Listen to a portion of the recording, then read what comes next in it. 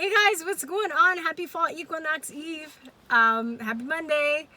For those of you guys who signed up for my Conspiracy Realism course, the third module is up. And I will put the link in the description section if you want to still purchase it. I have 7 more modules to make. I said I was going to make 10. So the third one's up. Hopefully my goal is to be finished by the end of October. So check that out. Please subscribe to all my backup channels and on other platforms, and also donation links. They're all in the description. So check those out. All right. Anyway, I wanted to do a review of Uncle Tom, of Larry Elder's Uncle Tom, and it was excellent. It was phenomenal. I don't really, you know how you watch a movie and you're like, oh, okay, it's gonna be good, but I liked it way more than I thought I was gonna like it. I actually, I feel like I know stuff, and then I actually learned some stuff I didn't know, and I just thought the way that they told the story was very beautiful. I think they got a lot of really good points across. It was shot well. As somebody that's learning a little bit about how to edit and learning more about cinematography under being like my best friend's apprentice who does that day in and day out, I definitely have respect for the camera work in the movie, the colorizing, but not just that, just the story. I love how they showed, this is a spoiler alert, by the way, so if you have not seen it, but I love how they showed different people who had the mentality of self-sufficiency from different perspectives, different people.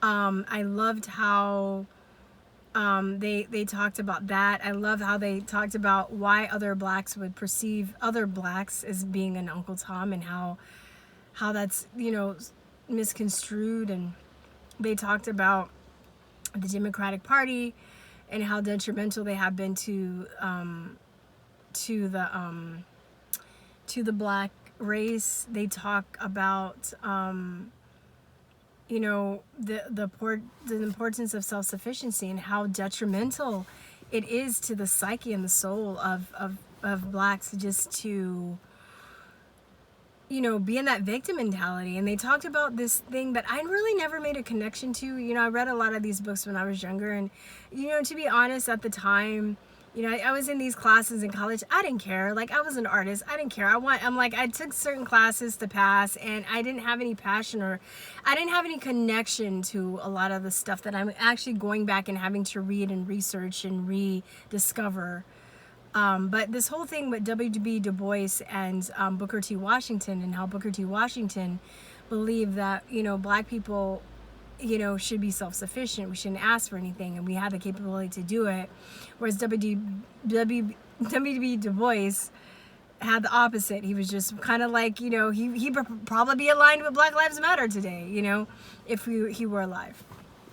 And of course, Booker T. Washington would be called an Uncle Tom. And, you know, it's funny that people use that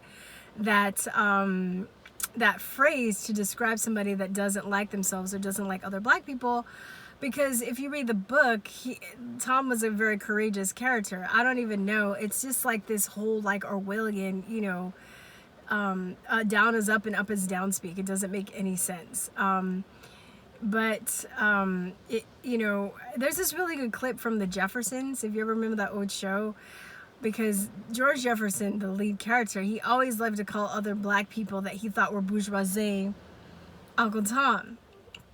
And this guy basically just puts him in his place, and it's wonderful. I'm going to see if I can find that clip, and I'll put that in the links along with the movie.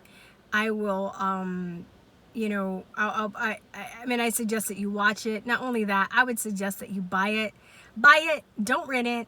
Don't screen record it. Don't get it on bootleg. Buy it, because there definitely needs to be more movies like that need to be made, and it costs a lot of money to make a movie. You have to hire the people for their time. Maybe sometimes you can get away with you know, maybe they'll just like, hey, be a movie. Maybe you don't have to pay, but you still have to pay editors. You have to pay cinematographers. You have to pay crew. You have to pay, you know, I mean, this movie, when a movie is made, it also gives other people jobs and purpose, and you want to give back to that. So this movie needs financial support. They need marketing, you know, they need, you know, word of mouth. I mean, any way that you can help this film get seen, give them funding so they can make it, so Larry Elder can make more movies like this. It was just wonderful. It was wonderful. I probably will watch it again. I really liked it that much. I went into it really thinking, oh, I'm going to support this movie. It's going to be good. But I really, really, really, really liked it. I don't really, I don't know what to say without really spoiling it a lot. When I was watching the movie, you know, I've always had friends of, I know I'm going different tangents, but I'm trying to think about what I'm going to say. I've always had friends of different political affiliations when I was growing up, but I did still, like, I never was at the point where I was like, oh, he's a Republican, I can't be friends with him, he's a terrible person. But honestly, I must say that I did look at them kind of sideways in a teasing way, but at the same time, there was a part of me that thought they were a little off because they were Republican, and I never really took the time to ask them or talk to them about their views. I just really was brainwashed, just like most people, that, you know, blacks are Democrats, and if you're black and you're not a Democrat, then something's wrong with you. Like, you have some kind of self-hatred issues. I definitely did buy into that. I mean, I resolved that before I saw this movie, with this election. Well, probably even before that, because I stopped voting for, last time I voted was like 2008 when Obama. I haven't voted since then because the whole left-right paradigm thing. But I did think that, and I feel so sorry. I feel, you know, I want to apologize to anybody that I thought that way about, because I mean, I think now that there is a concerted effort to keep this narrative out there, because if blacks really understood this, if they understood the power that we would have if we had just changed our attitude and shifted our paradigm, it's over. It's fucking over. They can't enslave us. There will be no more, you know, blacks in prison, and, you know, basically, which is modern day slave system, right? I mean, just being a teacher, it starts, you know, it starts all the way from the time when, you know, in the inner cities, right? So the inner cities was, you know, well, actually they talk about this in the movie too. They talk about this in the movie. They talk about how, you know, blacks actually, after slavery, they had the highest marriage rates. They had the highest, you know, they knew a lot of skills that they don't know now. All these blacks that talk about, we're going to leave the system. They can't even fish. They can't even garden. They can't shoot. Like, how are you going to, they can't build anything. How are you going to be self-sufficient, right? But before that, blacks were self-sufficient. They did all these amazing things. And I think about people like, I can't think of her name. Her name is Bessie something. And she was like, I'll find out, put in a link. She was the first black female pilot, like in the 30s, okay? The 30s. And there's, you know, Garrett A. Morgan that invented the traffic light. There was people performing open heart surgeries that were black. They did all these amazing things. And then here comes the Democratic Party coming in, you know, sabotaging things, you know, breaking up the family. They talk about that in the movie, and I'm glad that they do. But I even have another caveat to add to that too. They talk about the social interference that basically made the inner cities what they were today. But just me being, you know, a conspiracy realist and knowing about GMOs, there's even more sinister stuff. They didn't talk about that, but as I'm watching this, I'm like, in addition to that, in addition to breaking down the social structure, you know, they also add stuff like vaccines and GMO foods. And if you go in any inner city or any like liquor store in the inner city, you know, even, you know, the liquor stores, right? Liquor's not good for your brain. All the snacks and all the chips and all the candy, all the sugar, that's all poison. All the junk food that's in the inner cities, it's not going to make people's brains flourish, because they're so, not only are they being psychologically manipulated with music that's been infiltrated, but also with, you know, food, vaccines, socialization, having an environment of like, you know, gangbangers and violence and, you know, constant PTSD, you know, and then, you know, add to the music that's glorifying being a rapper or being a killer selling drugs. I mean, it just seems like this is just a vicious cycle that needs to be broken. But the only way it really can be broken is to have, for Black people to have a paradigm shift. And I really think that, you know, I think they write it out again, as I'm probably saying for the third time, that is, it was intentional what they did. But on top of that, the stuff that they're not talking about that I just mentioned, it completes that vicious cycle.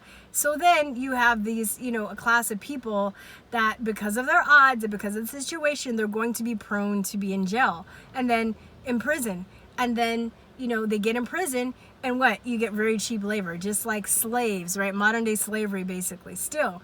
And then for the people that think they're going to turn their life around and they want to, and they get out of jail, but it's hard for them to find a job. It's hard for them to, or find a good job where they can survive. It's hard for them to find a place to live because they are felons, you know. And the system is set up so it makes it hard for people to actually maintain a living as an honest person. And most of the time, those people end up going back into the system. And then they blame the white man, which is like, I would say some white people, but until they really understand the system, and they think it's just racism for the sake of them being Black, but they just like, oh, they don't understand the system. They're gonna still stay in that vicious cycle. And I think if people knew about this stuff, then maybe it would help change their paradigm, you know? And not just Black people needs to know about this stuff. Everybody needs to know about it because we've all been lied to. Black history is everybody's history. White history is everybody's history. If we're going to live together on this earth, on this planet, it really helps to know other people's history as well as your own, so you understand how the whole puzzle is put together. I mean, I've heard people say, oh, you should just learn your own history of your own race. We're all mixed. We're all living in America. America's very integrated. I feel like white people and other people other than Black people have also been lied to as well. So buy this movie. Like I said, buy it. I'm not accepting, like, even renting it, because I think you can rent it cheaper, but it's easier to buy because you can show it to other people. Oh, and it would be I think it would just open up a lot of great conversation. It would give people a great perspective. I really want Larry Elder to make more movies. I think he did a wonderful job. I'm so proud of him. And support filmmakers, support independent film. Not only a historian, an author, but, you know, a filmmaker. Support that. All right. I think that's it. I know I'm gonna like quit this video and I'm like, damn, I should have said more. But that's just how it goes. All right, guys. I will talk to you later. Have a great day and peace, truth, love. Bye-bye. Mwah.